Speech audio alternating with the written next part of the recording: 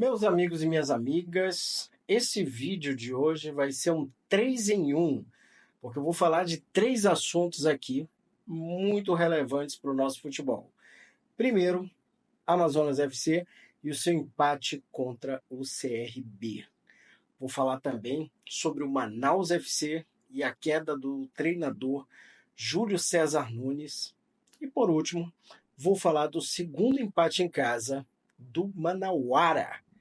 Sim, duas equipes que estão disputando o Campeonato Brasileiro da Série D, da quarta divisão, junto com o Amazonas FC, que está disputando, pelo menos ainda, o Campeonato Brasileiro da Série B. Ao final desse vídeo, não esqueça de se inscrever neste canal, de deixar o teu comentário, o teu like ou o teu dislike, e também compartilhar aqui as nossas ideias. Roda a vinheta.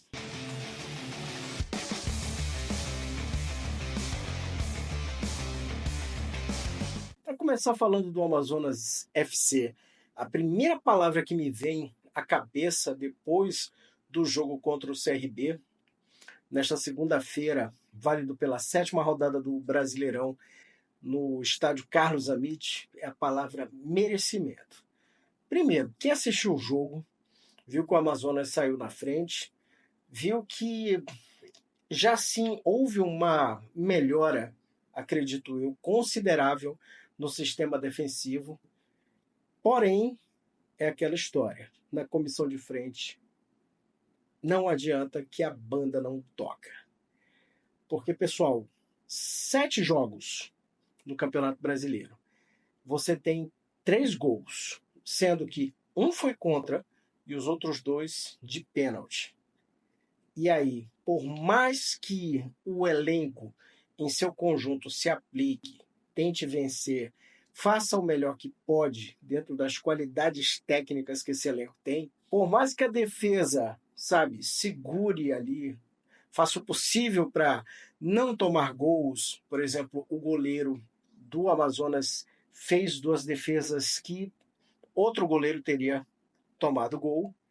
Então, assim, a zaga segura até certo ponto um bombardeio, o goleiro vai lá e faz o trabalho dele. O Renan, mais uma vez, fez um partidaço debaixo das traves do Amazonas FC, a gente não pode negar isso, só que é aquela história. Você sofre um bombardeio, alguma hora você tem que atacar. E se você não ataca, meu amigo, aí o que vai acontecer? Uma hora o teu adversário vai lá e vai conseguir, depois de tanta insistência, vai conseguir marcar um gol. É aquela história, aquele ditado. Água mole em pedra dura, vocês sabem onde é que vai dar. Então, por mais que a gente queira achar alguma coisa ali de que, por exemplo, aquelas frases feitas de dizer, por exemplo, poxa, o time merecia uma sorte melhor, merecia vencer esse jogo contra o CRB, quando a gente lembra que o Amazonas não tem atacante, quando a gente lembra que o Amazonas não acertou na contratação de um atacante, a palavra merecimento desaparece, porque é aquela história. Um time que não tem um atacante, um time que não consegue contratar um cara para essa função à altura de pelo menos fazer os gols que o time precisa, esse time realmente não vai ter merecimento nenhum.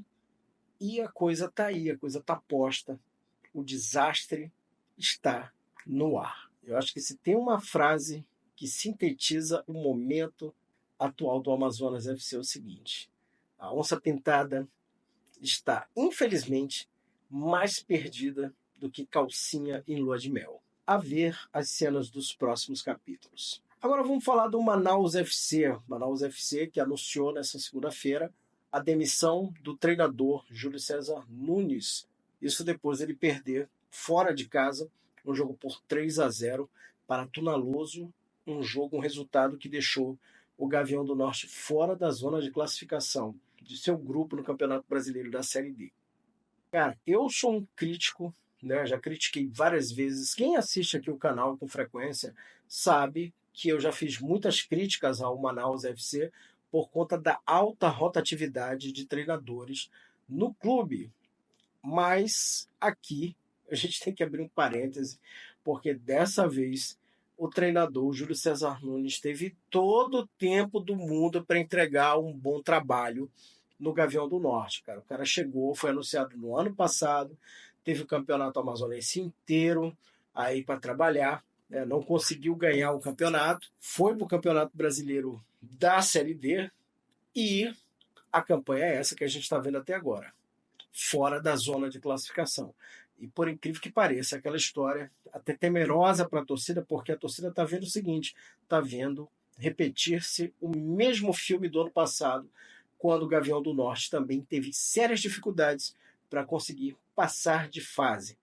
E quando os torcedores lembram do passado, não tão distante assim do Manaus, lembra de uma equipe que, nas duas primeiras edições que disputou no Campeonato Brasileiro da Série D, chegou atropelando todo mundo.